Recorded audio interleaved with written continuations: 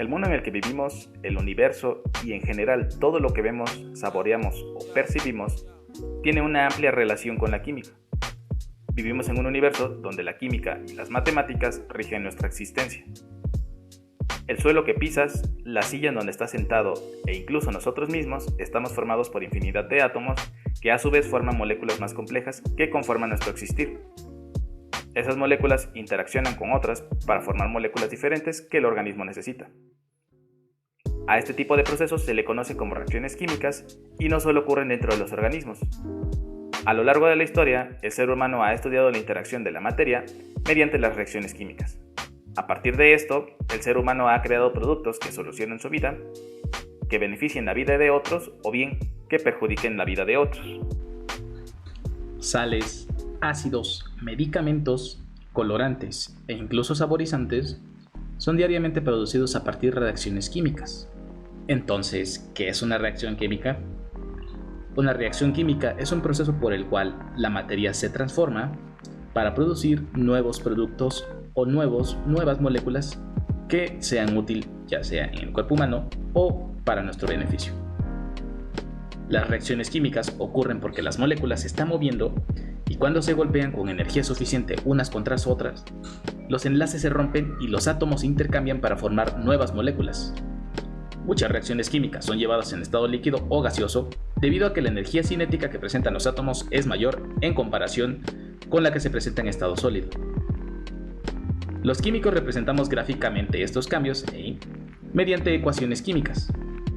Más profundamente, a partir de conocer el comportamiento de ciertas sustancias, podemos predecir qué productos se formarán. Asimismo, empleamos pesos moleculares y relaciones estequiométricas para determinar la cantidad de producto que se formará.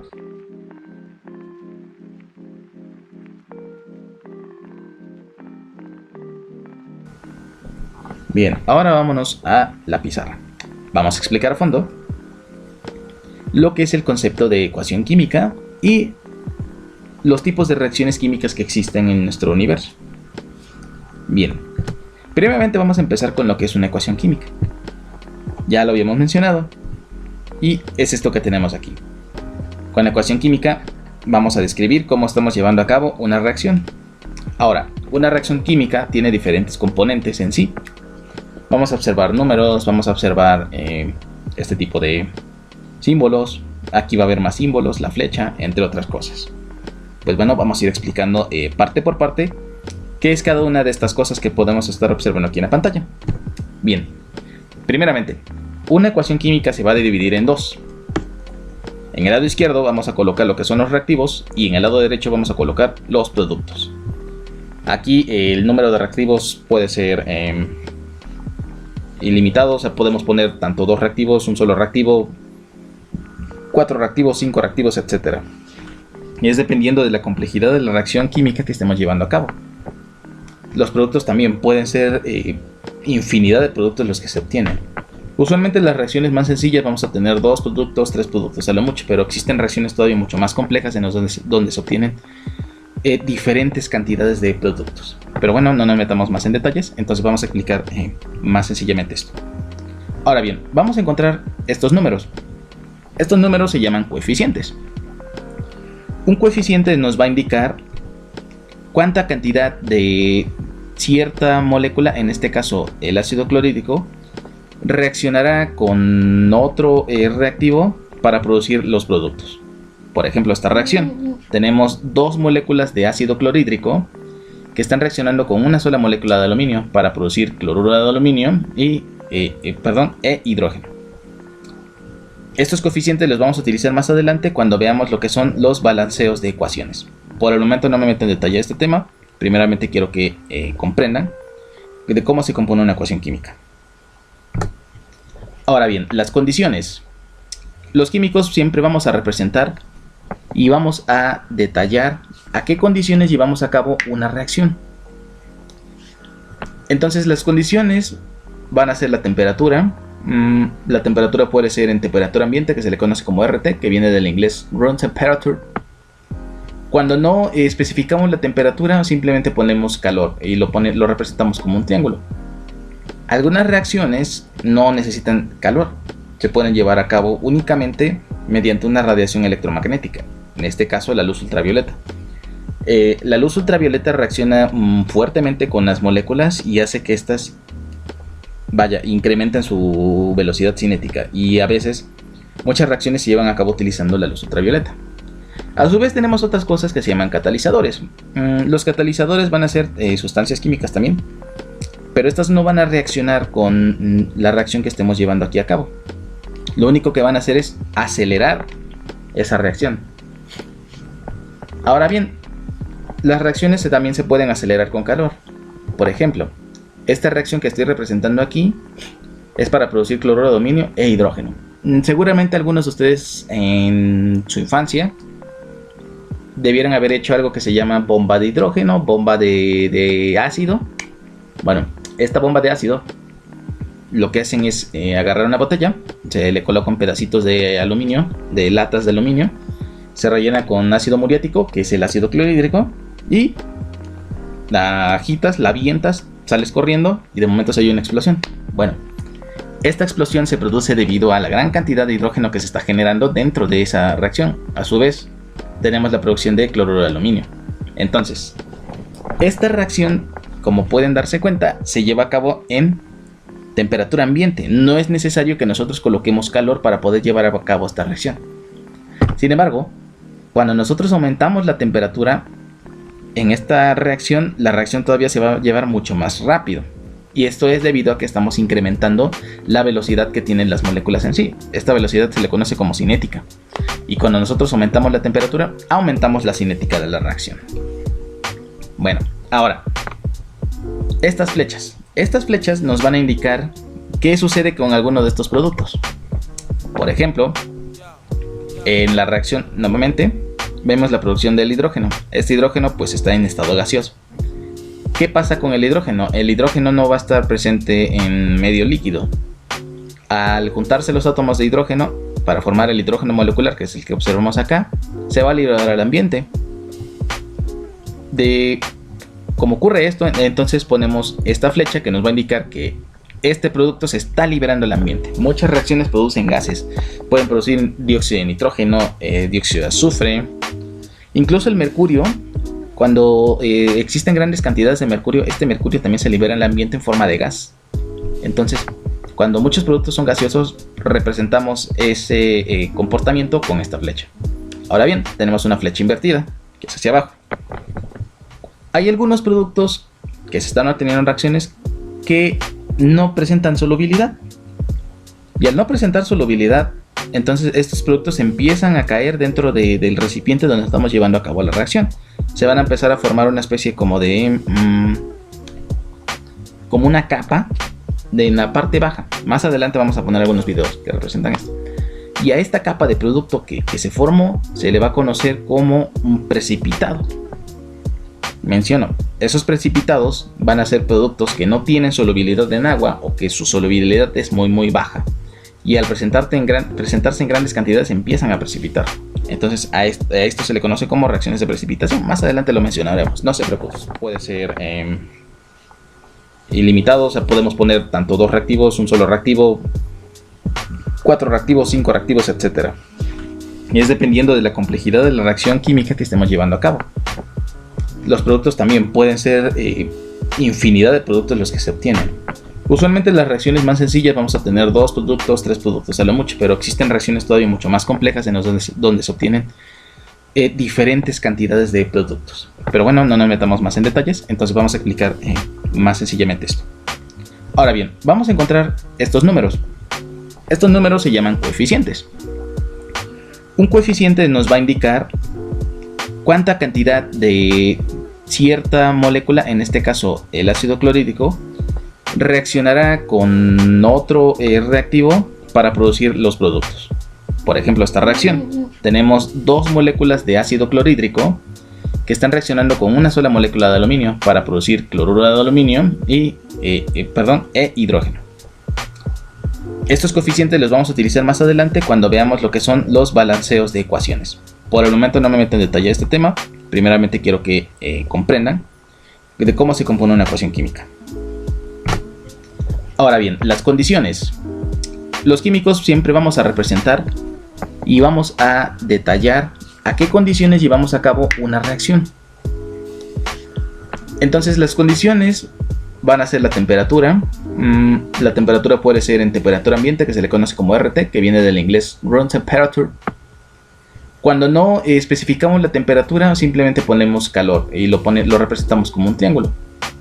Algunas reacciones no necesitan calor, se pueden llevar a cabo únicamente mediante una radiación electromagnética, en este caso la luz ultravioleta. La luz ultravioleta reacciona fuertemente con las moléculas y hace que éstas incrementen su velocidad cinética, y a veces muchas reacciones se llevan a cabo utilizando la luz ultravioleta. A su vez tenemos otras cosas que se llaman catalizadores. Los catalizadores van a ser sustancias químicas también, pero estas no van a reaccionar con la reacción que estemos llevando aquí a cabo. Lo único que van a hacer es acelerar esa reacción. Ahora bien, las reacciones también se pueden acelerar con calor. Por ejemplo, esta reacción que estoy representando aquí es para producir cloruro de aluminio e hidrógeno. Seguramente algunos de ustedes en su infancia debieran haber hecho algo que se llama bomba de hidrógeno, bomba de ácido. Bueno, esta bomba de ácido lo que hacen es agarrar una botella, se le colocan pedacitos de aluminio, de latas de aluminio, se rellena con ácido muriático, que es el ácido clorhídrico, y la agitas, la avientas, sales corriendo y de momento se oye una explosión. Bueno, esta explosión se produce debido a la gran cantidad de hidrógeno que se está generando dentro de esa reacción. A su vez, tenemos la producción de cloruro de aluminio. Entonces, esta reacción, como pueden darse cuenta, se lleva a cabo en temperatura ambiente. No es necesario que nosotros coloquemos calor para poder llevar a cabo esta reacción. Sin embargo, cuando nosotros aumentamos la temperatura en esta reacción, la reacción todavía se va a llevar mucho más rápido. Y esto es debido a que estamos incrementando la velocidad que tienen las moléculas en sí. Esta velocidad se le conoce como cinética. Y cuando nosotros aumentamos la temperatura, aumentamos la cinética de la reacción. Bueno, ahora, estas flechas nos van a indicar qué sucede con alguno de estos productos. Por ejemplo, en la reacción, nuevamente, vemos la producción del hidrógeno. Este hidrógeno pues está en estado gaseoso. ¿Qué pasa con el hidrógeno? El hidrógeno no va a estar presente en medio líquido. Al juntarse los átomos de hidrógeno para formar el hidrógeno molecular, que es el que observamos acá, se va a liberar al ambiente. Como ocurre esto, entonces ponemos esta flecha que nos va a indicar que este producto se está liberando al ambiente. Muchas reacciones producen gases. Pueden producir dióxido de nitrógeno, dióxido de azufre, incluso el mercurio. Cuando existen grandes cantidades de mercurio, este mercurio también se libera al ambiente en forma de gas. Entonces, cuando muchos productos son gaseosos, representamos ese comportamiento con esta flecha. Ahora bien, tenemos una flecha invertida, que es hacia abajo. Hay algunos productos que se están obteniendo en reacciones que no presentan solubilidad. Y al no presentar solubilidad, entonces estos productos empiezan a caer dentro del recipiente donde estamos llevando a cabo la reacción. Se van a empezar a formar una especie como de como una capa en la parte baja. Más adelante vamos a poner algunos videos que representan esto. Y a esta capa de producto que se formó se le va a conocer como un precipitado. Menciono, esos precipitados van a ser productos que no tienen solubilidad en agua o que su solubilidad es muy baja. Y al presentarse en grandes cantidades empiezan a precipitar. Entonces a esto se le conoce como reacciones de precipitación. Más adelante lo mencionaremos, no se preocupen. Entonces, antes de entrar de lleno con lo que son la clasificación de las reacciones, así como el balance de ecuaciones, primero es necesario entender ciertos conceptos, ciertas leyes, en las cuales se rige pues, la expresión de ecuaciones químicas. Una de las más importantes en este caso es la ley de la conservación de la materia. Bueno, esta ley de la conservación de la materia, establecida por Dalton ya hace bastantes años, establece que la materia no se crea ni se destruye, solo se transforma. Seguramente en alguna ocasión debieron haber escuchado esta frase. Y pues bueno, se aplica constantemente en la química. Entonces, ¿a qué nos referimos cuando decimos que la materia no se crea ni se destruye? Primeramente, vamos a aplicarle un ejemplo de una reacción. observamos primeramente lo que son los pesos. De aquí quiero que se fijen específicamente en esto de los pesos. Entonces, tenemos que el reactivo A tiene un peso de 37 gramos, el reactivo B tiene un peso de 13 gramos. Aplicando la ley de la conservación de la materia, pues bueno, en teoría deberíamos de conservar ambos pesos. Y sí, es lo que estamos observando aquí. Es decir, no existe ni una pérdida de peso ni una ganancia de peso. Simplemente se combinan estos dos reactivos con sus respectivos pesos para formar un nuevo reactivo que tenga un peso del cual provienen estos dos. Ahora, en otras reacciones, a veces existe cierta confusión, y de hecho esto fue una problemática durante los primeros siglos de la química.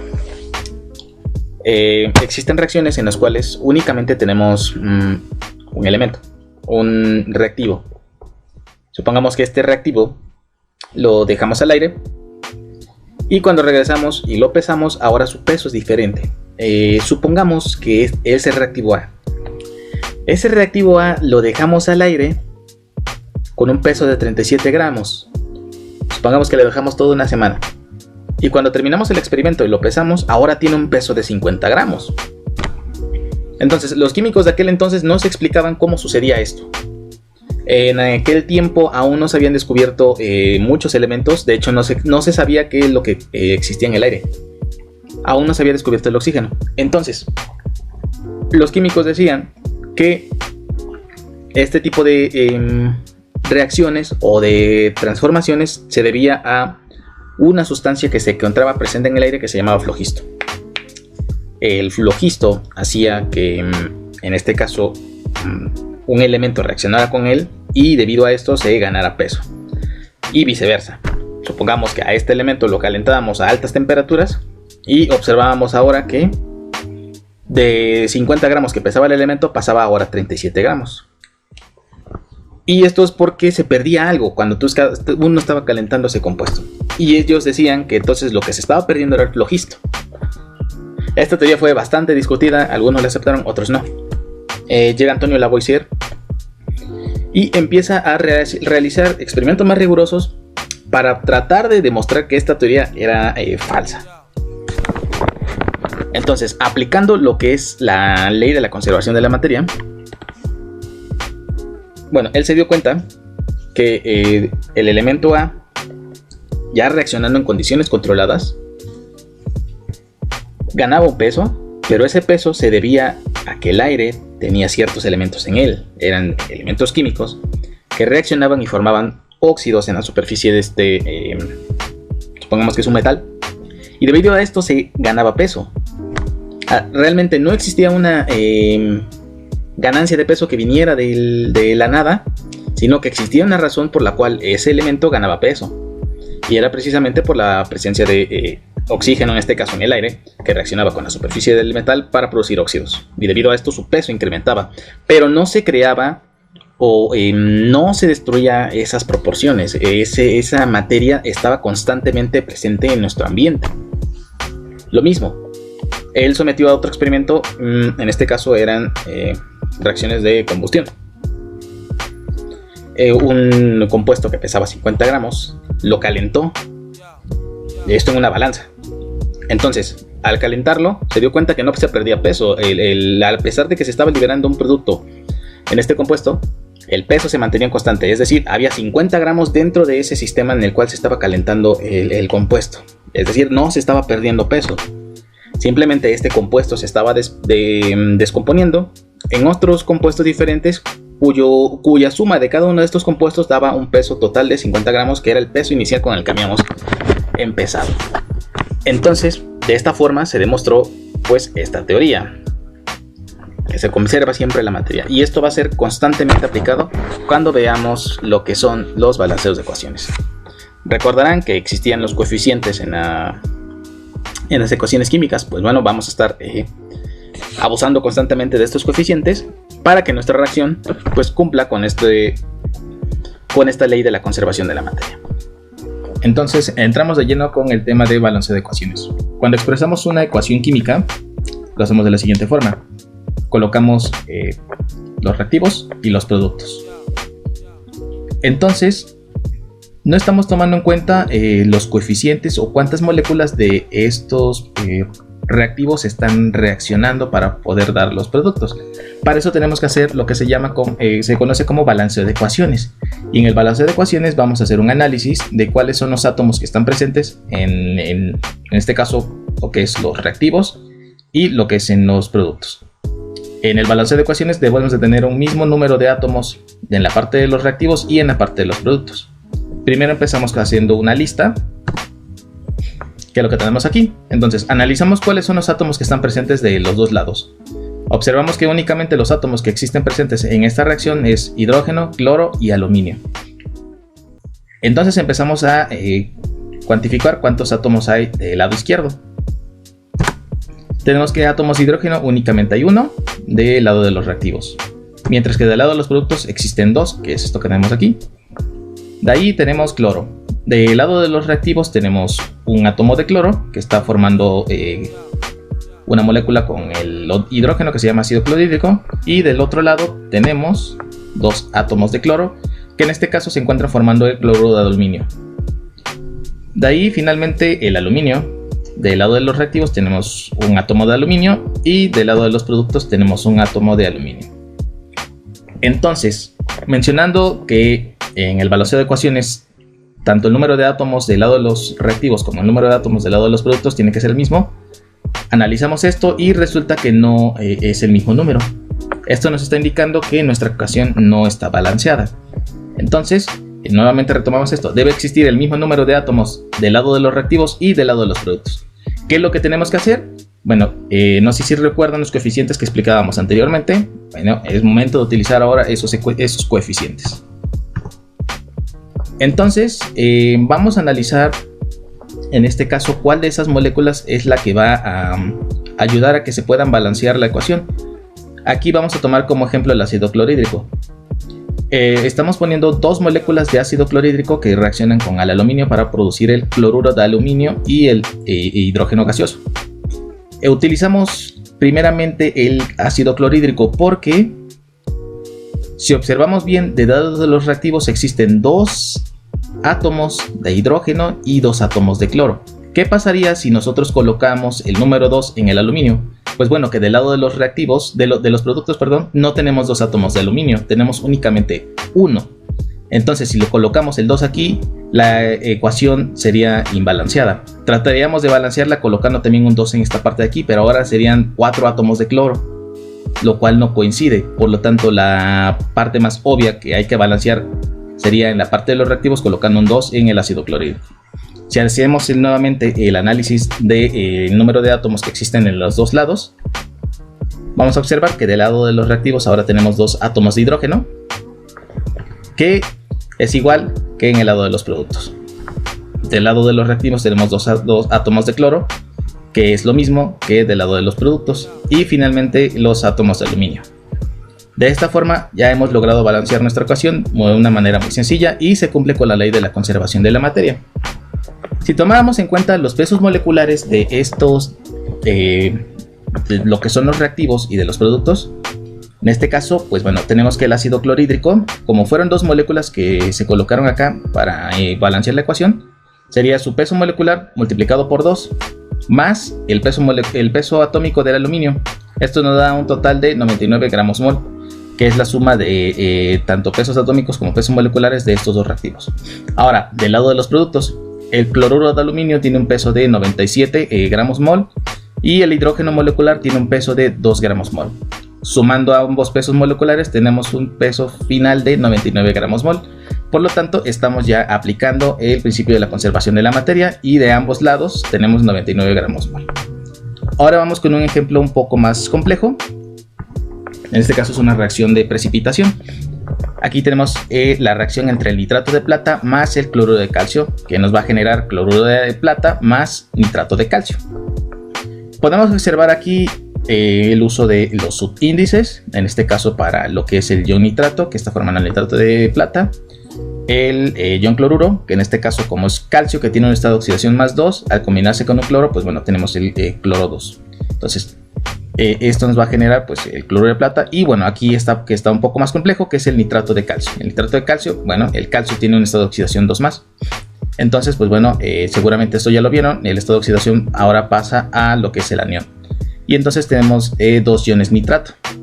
En estos 2 iones nitrato, pues bueno, se van a multiplicar los subíndices para dar el número de átomos finales. Lo vamos a explicar un poquito más adelante. Entonces, hacemos el análisis de los átomos que tenemos presentes en esta reacción. Vamos a observar que existe nitrógeno, tenemos oxígeno, cloro, la plata en ambos lados y calcio en ambos lados. Ahora vamos a analizar del número de átomos de nitrógeno que existen en el lado de los reactivos. Tenemos que únicamente hay uno. Y para el lado de los productos, mencionábamos el subíndice que está en esta parte va a multiplicar a lo que está dentro de estos paréntesis. Entonces sería 2 por 1, que es únicamente un átomo. Entonces serían 2 átomos de nitrógeno los que tenemos en esta parte de aquí. Lo mismo con los oxígenos. En este lado tenemos 3 oxígenos, pero aquí lo mismo. Este subíndice va a multiplicar el número de átomos que tenemos acá. Por lo tanto sería 2 por 3, son 6. 6 átomos de oxígeno. Vámonos con el cloro. Tenemos 2 cloros del lado de los reactivos. Y del lado de los productos únicamente tenemos 1. Plata en ambos lados tenemos una molécula. Y el calcio en ambos lados tenemos una molécula. Ahora, aquí este subíndice no va a multiplicar al calcio. Únicamente va a multiplicar lo que está dentro de los paréntesis. Entonces únicamente es un átomo de calcio en ambos lados. Como podemos observar, la ecuación no está balanceada. Entonces vamos a aplicar el balanceo de ecuaciones. ¿Qué es lo que tenemos que hacer para hacer el balanceo de ecuaciones? Pues ahora vamos a analizar nuevamente cuáles son las moléculas que en este caso tendríamos que balancear para que nuestra ecuación fuera igual. Entonces, analizando bien, tenemos que de este lado había 6 átomos de oxígeno y 2 átomos de nitrógeno, y de este lado vamos hay 3 y 1. ¿Qué pasaría, por ejemplo, que nosotros colocáramos un 2 aquí? Entonces, ese 2 ahora formaría parte de 2 nitrógenos. Tendríamos 2 nitrógenos en esta parte acá. Vamos a escribir el 2 para que no se pierda. Tenemos 2 nitrógenos de este lado. Y ahora de este lado también va a haber igual 2 nitrógenos, que son los que ya habíamos contado anteriormente. Lo mismo, como tenemos 2, este 2 va a multiplicar a los 3 átomos de hidrógeno que tenemos aquí. Entonces serían ahora 6. 6 del lado de los reactivos. Y del lado de los productos seguiríamos teniendo 6. Ahora bien, con los cloros. De este lado tenemos 2 átomos de cloro, pero de este lado seguimos teniendo un átomo de cloro. ¿Qué es lo que tenemos que hacer? Pues bueno, este 2 ahora también lo vamos a aplicar acá. De esta forma también vamos a balancear el número de átomos de plata que tenemos presente. Por lo tanto, vamos a escribir el 2 en esta parte. Entonces ahora ya vamos a tener 2 átomos de plata. Pero como estamos primero balanceando el cloro, entonces vamos a contar primeramente el cloro. Entonces serían 2 átomos de cloro que ahora ya están del lado de los productos. Ahora ya se cumple en este caso el número de átomos de cloro con el número de átomos de cloro en el lado de los productos. De ahí finalmente la plata, tenemos 2 átomos de plata de este lado y 2 átomos de plata de este lado. Y por último el calcio. El calcio no era necesario balancearlo, únicamente tenemos uno acá y uno también aquí en la parte de los productos. Por lo tanto nuestra ecuación ya está balanceada. Ahora, esto número 2. Mencionábamos anteriormente que ahora ya no es una sola molécula de nitrato de plata, ahora son 2 moléculas de nitrato de plata que están reaccionando con cloruro de calcio para formar 2 moléculas de cloruro de plata más una molécula de nitrato de calcio. De esta forma, si ustedes checaran el peso molecular de cada uno de estos productos y de los reactivos y lo sumaran, tendría que ser lo mismo de este lado como de este lado. Les invito a realizar esto y darse cuenta pues que bueno, que en este caso se está cumpliendo ya con lo que es la ley de la conservación de la materia.